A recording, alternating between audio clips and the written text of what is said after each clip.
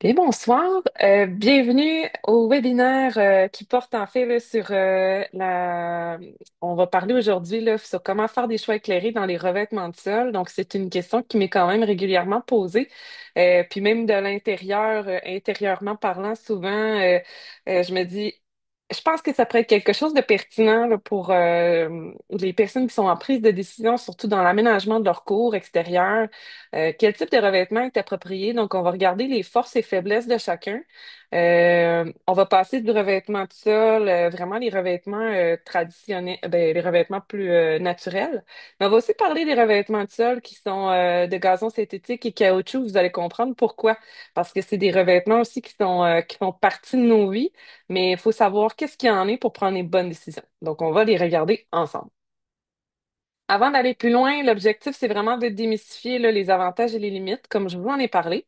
On parle des revêtements de sol pour créer des espaces à la fois naturels, sécuritaires, durables, mais on essaie aussi de créer quelque chose de vivant. Donc, les aménagements naturalisés, c'est vraiment progressif, c'est vivant, c'est polyvalent. Donc, on les voit se détériorer, on vient leur redonner vie. Puis même c'est les enfants, en fait, qui leur donnent vie. Donc, vous allez vraiment pouvoir faire en sorte que votre cours évolue au fil des années. C'est surtout ça, là, une cours naturalisée. Avant d'aller plus loin, il y a des nouvelles personnes dans le webinaire. Il y a probablement aussi des personnes qui vont se joindre en rediffusion. Donc, je me présente. Si vous n'avez pas vu les derniers webinaires, donc je m'appelle Rosalie Morin. J'ai fondé Nalu Éducation dans le but de reconnecter un maximum d'enfants à la nature grâce aux aménagements que je crée avec des architectes paysagistes, mais aussi en collaboration avec tous les milieux que je travaille. Donc, on travaille pas seul, on travaille avec les éducatrices, les enseignantes, mais aussi toute la population qui a un impact sur l'aménagement parce qu'elle l'utilise. Si jamais vous voulez me contacter, c'est par l'adresse courriel. Vous pouvez aussi retourner voir les webinaires en rediffusion sur le site web de nalueducation.ca ou tout simplement là, sur YouTube. Il y a du contenu aussi qui est déposé parfois sur LinkedIn et également sur Facebook. Donc, vous pouvez nous suivre à ces endroits-là. Il y a aussi une infolette au besoin. Si jamais vous voulez vous tenir connecté, n'hésitez surtout pas. Donc, je replonge dans le sujet. Qu'est-ce que c'est la cour naturalisée? Grosso modo, je vous en ai parlé un petit peu avant ma présentation. La cour naturalisée, on parle de quelque chose qui est très évolutif. On parle de quelque chose qui est un continuum. J'aime ça appeler ça un continuum d'apprentissage en nature parce que c'est littéralement ça l'objectif. On fait des apprentissages en plein air, puis on essaie de les ramener à l'intérieur de la cour parce que c'est ce que les enfants, à mon avis, en tirent le plus de bénéfices en étant en contact avec la nature et les éléments de la nature. Donc, ce qu'on essaie aussi, c'est de favoriser le jeu libre, actif et à risque bénéfique, mais aussi ça va de soi, en contact avec la nature. Donc, c'est ce que c'est en fait une cour naturalisée. Tout comme la nature, c'est évolutif, c'est polyvalent. Donc, la cour, elle va, comment dire, elle va évoluer. Il y a des revêtements de sol qui vont disparaître avec le temps parce que les enfants vont jouer avec. Donc, est-ce qu'on va se réapprovisionner en revêtement de sol un peu? Donc, c'est ça aussi l'objectif, ça va évoluer. Euh, le sol, en fait, pourquoi je dis que c'est un levier puissant? Parce que c'est un vecteur d'apprentissage. Pourquoi vecteur d'apprentissage? Parce que les enfants le manipulent. Le manipulent, surtout c'est du matériel polyvalent, donc on va parler entre autres du gazon, on va parler aussi de la terre qui va se créer avec le temps. On va aussi parler des trous d'eau aussi qui vont peut-être se créer parce que le sol va peut-être se drainer à certains endroits, mais avec le temps, ça va créer peut-être des petites flaques d'eau. On fait place aussi à la biodiversité. Pourquoi on parle de biodiversité? C'est parce que, comme je vous l'ai dit, ça se peut que la cour évolue. Donc, il va y avoir peut-être, puis c'est du milieu naturel qui va se décomposer. Donc, peut-être qu'il va y avoir des insectes, il va peut-être avoir des coccinelles parce qu'on fait rentrer dans la cour des végétaux. Donc, il va y avoir toutes sortes de petits insectes. On va parler aussi de sécurité parce que les revêtements de sol doivent aussi être sécuritaires. Pour quelle raison? Parce qu'on offre ces environnements-là aux enfants, les enfants qui sont une population considérée vulnérable. Donc, il faut faire attention à qu'est-ce qu'on met à leur disposition, tout simplement. Pourquoi aussi le sol, c'est un levier puissant? Parce que ça soutient le lien essentiel entre la nature, le jeu et la santé. Vous allez voir en fait comment ça va se découler là, au fil des différents sols que je vais vous présenter. C'est vraiment ça l'objectif, c'est de vous présenter en fait sa connexion à la nature, comment les enfants jouent avec, mais aussi au niveau de la santé, c'est quoi l'impact. Alors, on va commencer avec une petite chose qui est hyper intéressante et je vais vous en parler parce que certains revêtements de sol font référence à la norme CSA. La norme CSA, c'est la norme Z614. Elle qui a été prise aujourd'hui, c'est celle, la référence de 2020. Donc, c'est la dernière référence. Pourquoi je parle de la norme CSA? Parce qu'on a parlé d'environnement sécuritaire. Ce guide-là, il est vraiment conçu pour rendre les environnements d'aire de jeu sécuritaires. Comme dans la présentation actuellement, mon objectif, c'est vraiment de mettre l'accent sur l'aspect esthétique, fonctionnel et pratique. Donc, c'est ça l'objectif. Je ne suis pas en train de vous faire une analyse technique de la conformité. Vous allez voir, j'en parle un peu, mais mon objectif, c'est vraiment de vous parler de l'aspect esthétique, fonctionnel et pratique. J'ai utilisé cette norme-là pour vous présenter les avantages et limites parce que dans ce document-là, il existe, entre autres, là, je me suis beaucoup basée sur ce document-là pour vous présenter, entre autres, les avantages et les limites.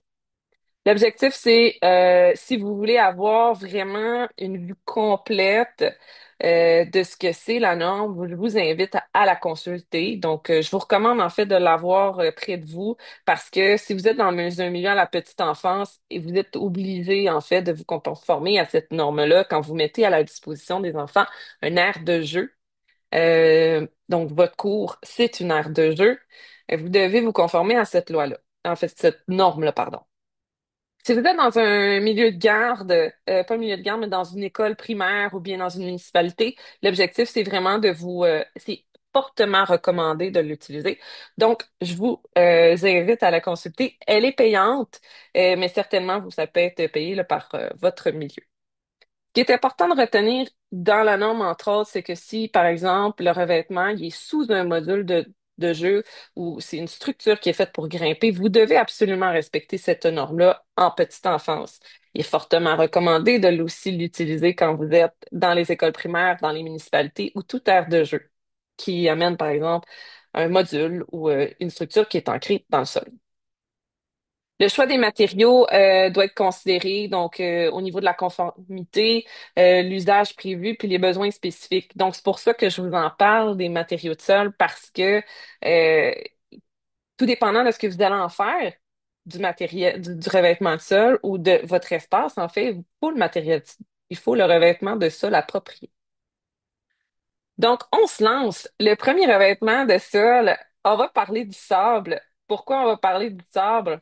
Parce que c'est un matériel qui est considéré naturel, bien évidemment.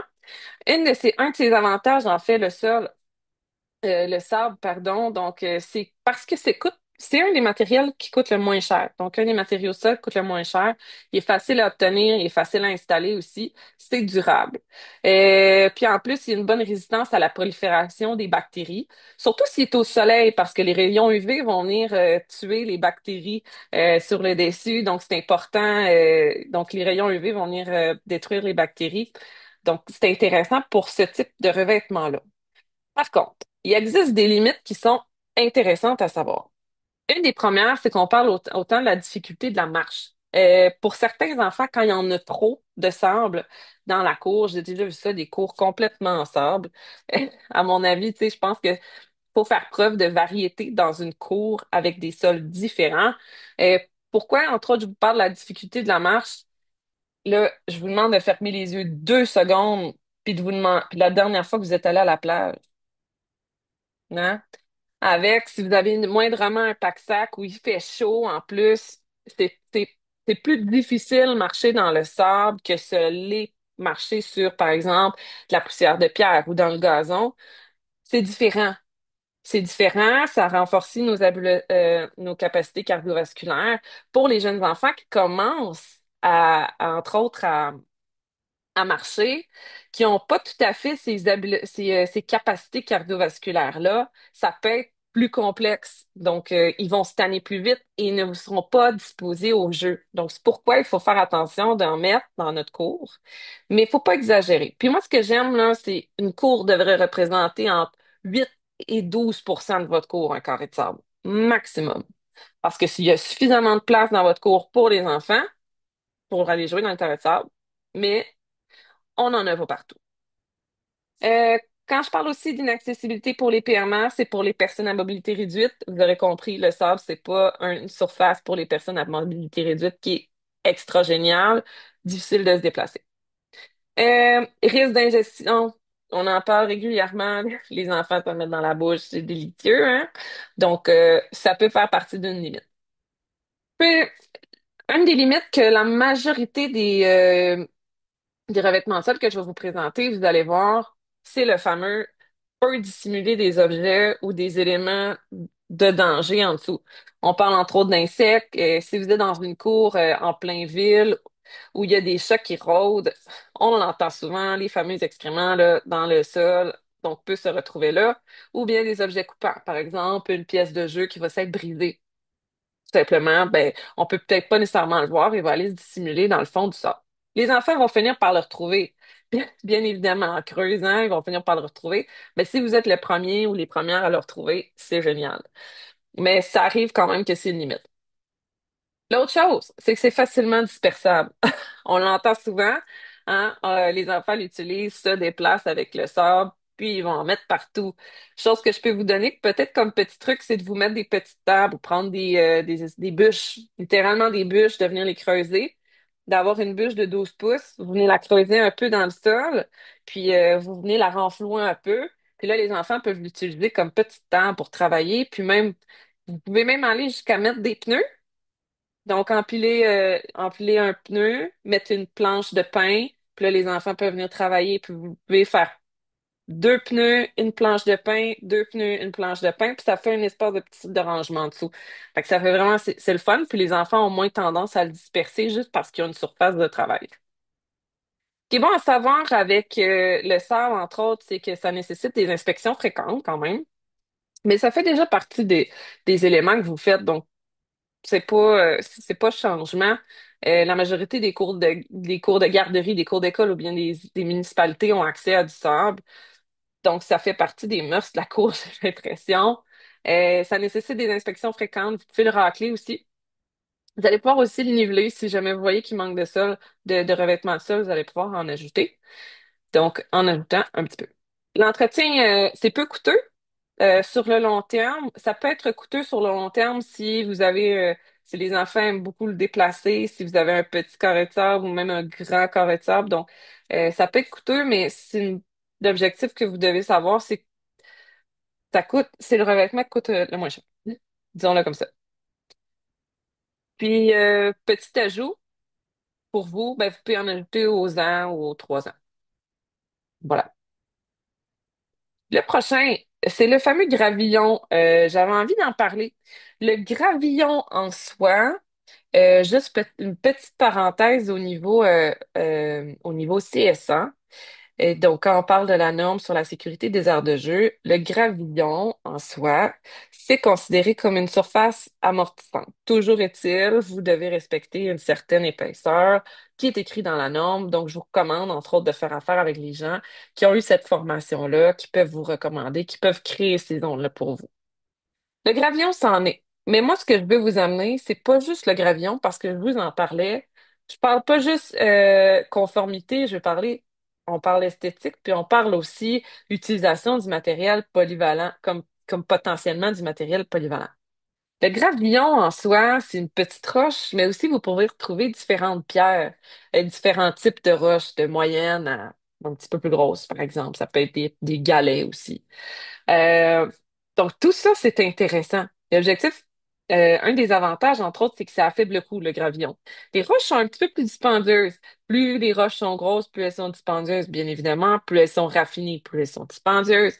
Mais c'est intéressant quand même d'en mettre à la disposition des enfants parce que ça fait des sols inégaux, tout dépendant aussi ou comment vous l'utilisez. Mais ça fait des sols inégaux. Ça fait aussi du matériel polyvalent avec lesquels les enfants peuvent jouer. À faible coût pour certains types de roches, peuvent être un petit peu plus dispendieuses, comme je vous disais, tout dépendant du type de roche. C'est facile à obtenir. Des carrières, il y en a beaucoup. Euh, Tout simplement, facile à installer. C'est moins attirant que le sable pour les animaux. Donc, c'est pas une surface que les animaux aiment particulièrement pour aller faire leurs besoins. C'est aussi une bonne résistance à la prolifération de bactéries. Ça, tout simplement intéressant. Ininflammable, euh, parce qu'il était présent là, dans le guide de la CSA, donc je vous en parle. Puis ça permet un bon drainage si les bases sont bien réalisées. Pourquoi je vous en parle, la base bien réalisée? C'est parce qu'il se doit d'avoir, entre autres, parce que vous pouvez avoir de la roche, mais si en dessous, votre sol est trop compacté, ben ça se drainera pas. Donc, il se doit d'avoir une bonne base. Important de parler avec un architecte paysagiste qui va vous créer les sols idéaux. Par exemple, vous avez dans votre cours, vous voulez créer une rivière sèche. Pour faire écouler l'eau avec le temps, faire écouler l'eau dans cette zone-là, ben, votre rivière sèche, il faut qu'elle ait le bon sol en dessous. Ça ne peut pas juste être des pierres. Ça peut être juste des pierres, mais ça n'atteindra pas l'objectif que vous êtes fixé. Donc, c'est pour ça que je vous parle d'un bon drainage si la base est bien réalisée. Une des limites, par contre, une des limites où je m'en vais avec les limites, c'est que ça rend la marche difficile quand c'est de la petite roche comme ça. Rends la marche difficile aussi si c'est des plus grosses roches, mais je trouve ça intéressant parce que ça fait des sols inégaux, c'est différents types de roches, c'est différents types de défis. On parle de nature, on a ces mêmes types de défis-là là, en plein air, donc c'est ce qu'on essaye. Les limites, donc risque de blessure, bien évidemment. Ben, risque de blessure. Si les enfants tombent vite, donc ça peut être une affaire. Risque d'ingestion aussi, donc plus ils sont petites aussi. Ça dissimule les dangers, je vous en reparlais, je vous l'ai dit tantôt. Les petits excréments peuvent se faufiler au travers de tout ça. Même chose pour les petits objets, donc on peut tout simplement le leur rentrer. Ça peut causer des chutes. Ça se disperse aussi facilement si c'est des petites. Même les grosses, j'ai envie de vous dire, là, les enfants vont aimer ça. Plus elles sont grosses, c'est sûr qu'on essaie, donc là, on essaie de pas dépasser au moins 3 livres, là, la roche. C'est juste une petite parenthèse là, pour que ça ait un indicatif pour vous, là, juste pour que ça soit facile à transporter, mais pas trop difficile non plus. Donc, ça se disperse facilement, c'est pourquoi plus ils sont petits, plus ils sont faciles à disperser. Mais les enfants, ils vont jouer avec. Ce qui est important à savoir, c'est que ça peut engendrer des coûts élevés en raison des inspections fréquentes. Donc, si jamais vous devez, entre autres, racler, vous devez en rajouter. Donc, c'est une petite affaire à savoir. Mais en fait, on parle de revêtement, là. C'est sûr que ce ne sera pas gratuit, là. Donc, pas dans la majorité. Celui-là est un petit peu plus cher que le semble. On va aussi parler du raclage, on va aussi parler du nettoyage des zones avoisinantes qui sont importantes parce que les petites roches, si jamais vous avez, par exemple, vous décidez si dans votre cours, par exemple, vous avez un petit peu de pavé uni. Ben là, ça va sur le pavé uni. Vous avez choisi le pavé uni parce que vous dites, ben sur le long terme, ça coûte moins cher parce que vous avez juste à reniveler le sol. Ben là, si la petite roche, ça va sur le pavé uni, ben ça peut être glissant. Fait que des fois, juste un petit coup de balai, flou, flou, puis on ramasse ça. Une bonne préparation du sol, je vous en ai parlé pour faciliter le drainage, puis vous pouvez en ajouter aux ans ou aux 2 ans. Mais bon, ça dépend de comment les enfants jouent, hein. On sait jamais. Je devais vous parler du pays, puis je vais juste vous faire je vais vous faire une petite parenthèse. Je vais avancer d'une page tout de suite pour vous montrer qu'il y a une différence entre le pays et la fibre d'ingénierie.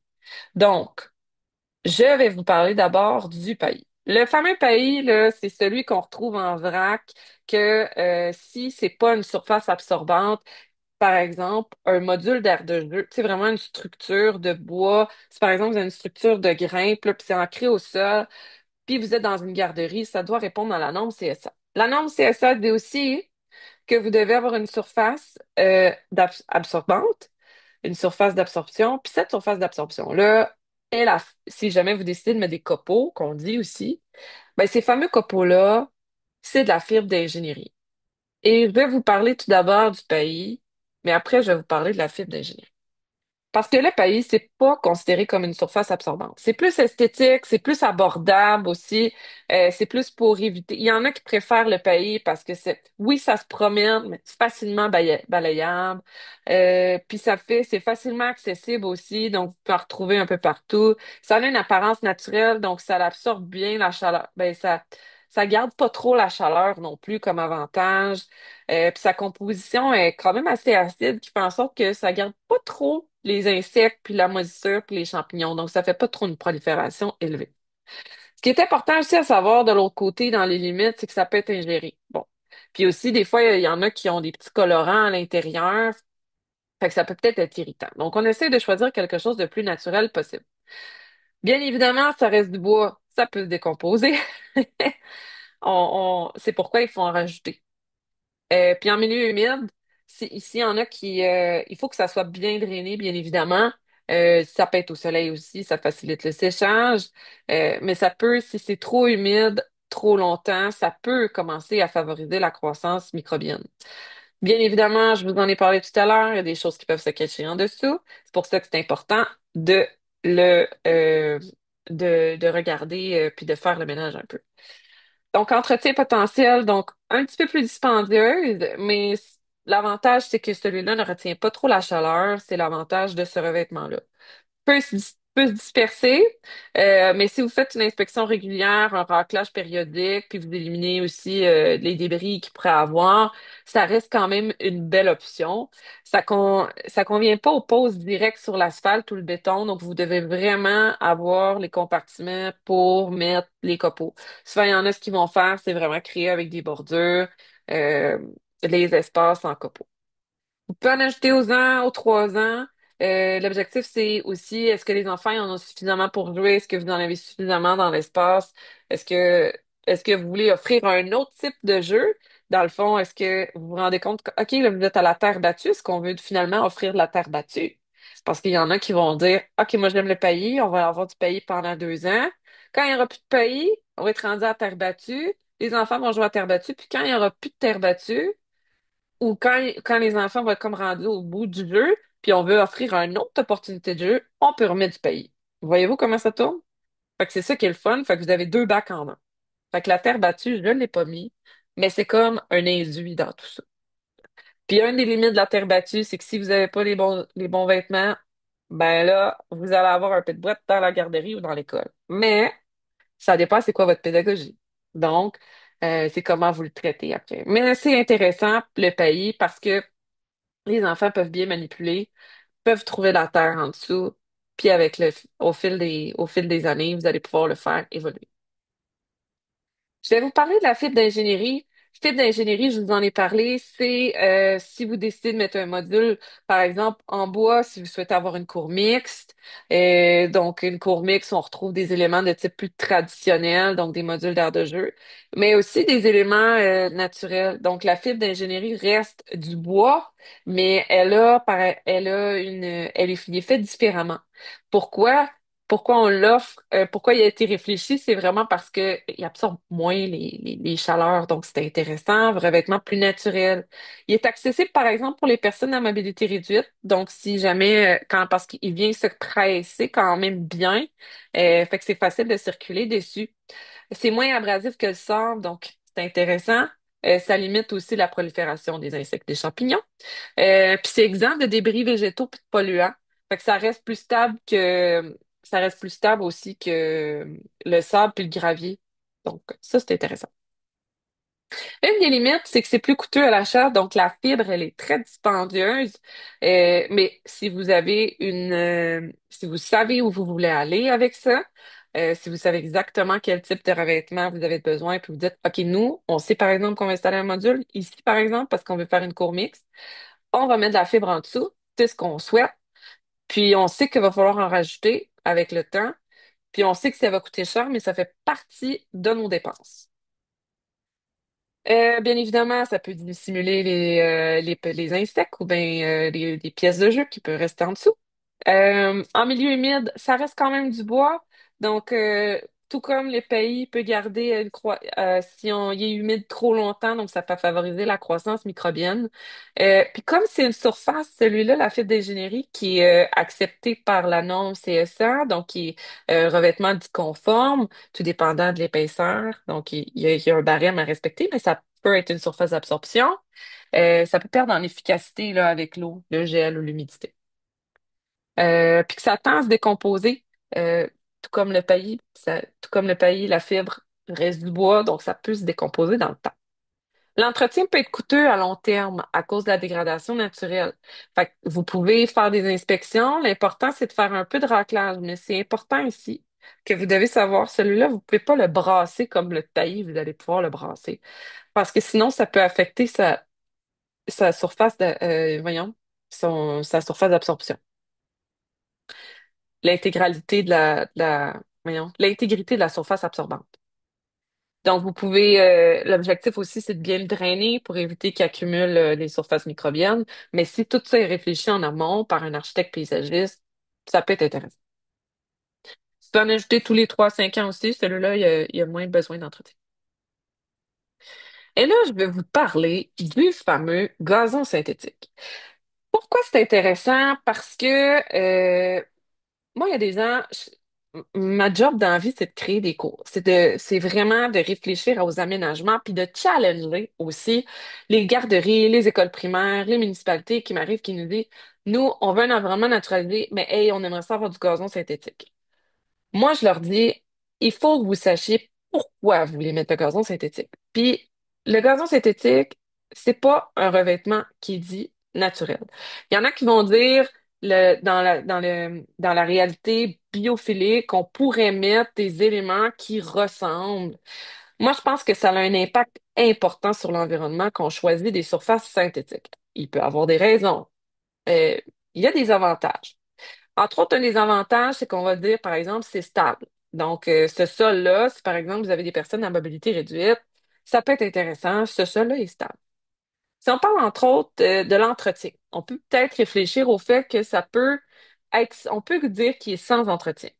Cela dit, quand on parle de sans entretien, ça veut dire, ça veut dire, si vous n'avez pas de carré de sable à côté, vous allez devoir quand même, si vous avez un carré de sable à côté, vous allez devoir passer le balai. Ça peut aussi affecter euh, le, le, la fibre du gazon, puis sur le long terme, ça peut le briser. Ça va quand même, tu sais, s'il y a le sol en dessous. La viabilité là, de gazon synthétique, c'est entre 8 à 10 ans. Il y en a qui vont dire, nous, on est capable de le toffer 25 ans parce que de nos jours, il est un petit peu plus efficace. Mais je suis pas là pour vous faire de la promotion de gazon synthétique parce qu'on est vraiment axé sur la nature, mais je vous parle quand même des avantages de pourquoi ces personnes-là choisissent ça. Il y en a aussi qui vont dire que c'est de l'esthétique constant. Donc, ils vont dire que c'est tout le temps propre dans notre cour.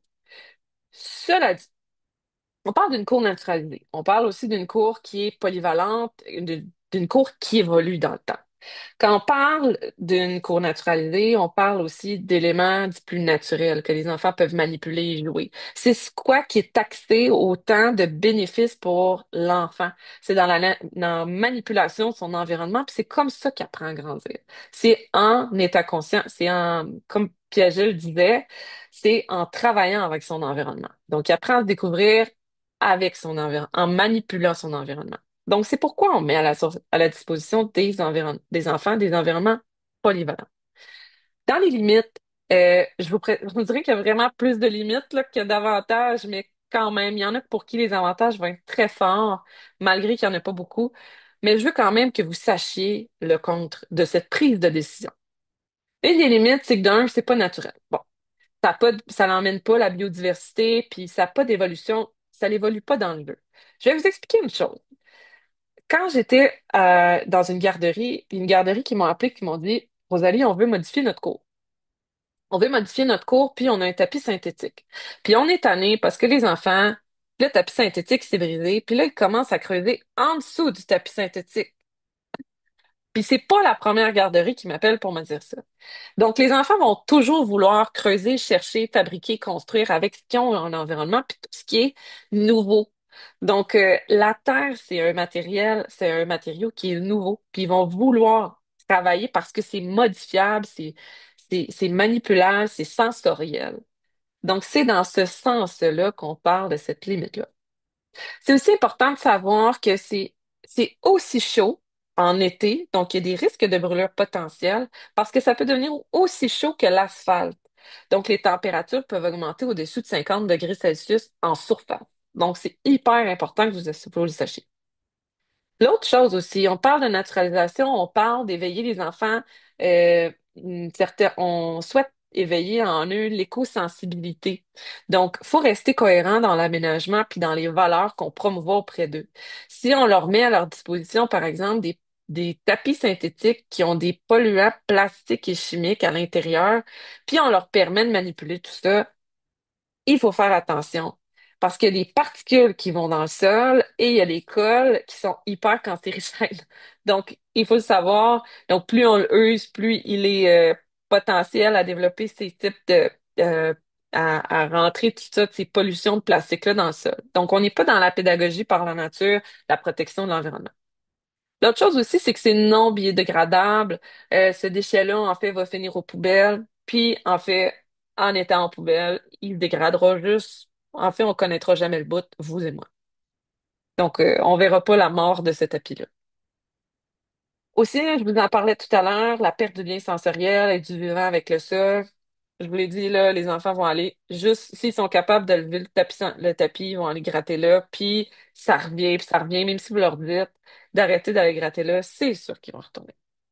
Puis là, ben, le fameux cancérigène, c'est à cause des cols puis des matériaux qui sont mis pour venir coller tout ça ensemble.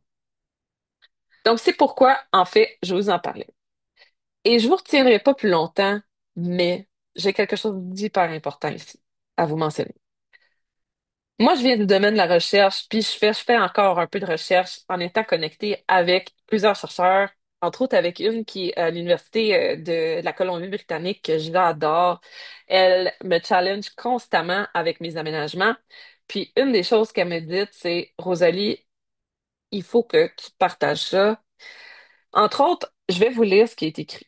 C'est une des recherches, une des avancées récentes dans la recherche sur les matériaux naturels dans les aires de jeu et la santé des enfants est liée à l'hypothèse hygiénique, qui soutient que l'exposition précoce aux parasites, aux bactéries puis aux virus réduit les risques à l'âge adulte de développer des maladies telles que le diabète, les allergies, l'asthme, les maladies inflammatoires de l'intestin, entre autres, des maladies d'auto-immune, l'autisme, puis même certains cancers et même de l'obésité. Donc, moi, ce que je vais vous amener ici, c'est que plus les enfants vont être en contact avec des éléments naturels, moins ils ont de chances de développer ce type de problématique à leur vie adulte. Donc, c'est hyper, hyper, hyper important que vous connaissiez tout ça. Puis moi, cette phrase-là, en fait, je voulais clore avec ça parce que je trouve qu'elle est hyper forte. Puis, c'est ce qu'on cherche, en fait, c'est de donner le meilleur, puis le fameux plein potentiel pour les enfants, puis qu'ils soient moins malades dans le temps. Donc, on veut les protéger, ben, c'est en leur donnant des surfaces comme ça, puis des sols qui sont hyper polyvalents, puis que les enfants vont pouvoir tester, manipuler, sentir, peut-être même goûter, parce que c'est sûr qu'ils vont goûter. Fait que je voulais vous partager ceci. Dernier prochain webinaire, désolé, j'ai dépassé un petit peu le 30 minutes, mais bon, la passion parle. Prochain webinaire, on va créer des zones d'ombrage dans la cour, santé, confort et bien-être. Donc, je vais vous partager en fait les options d'ombrage. Il n'y en a pas 100 000, mais quand même, je vais vous les présenter. Puis aussi l'impact de l'ombre sur le développement global de l'enfant, sur l'activité physique aussi, je vais vous en parler. Prochain webinaire, c'est le mardi 27 mai 2025 à 18h30 et il sera de 30 minutes. Vous pouvez vous inscrire au webinaire avec le code QR. Puis si jamais vous avez des questions, vous pouvez m'écrire là à info@naléducation.ca. Donc, je vous souhaite une belle fin de journée. Puis, on se dit à la prochaine.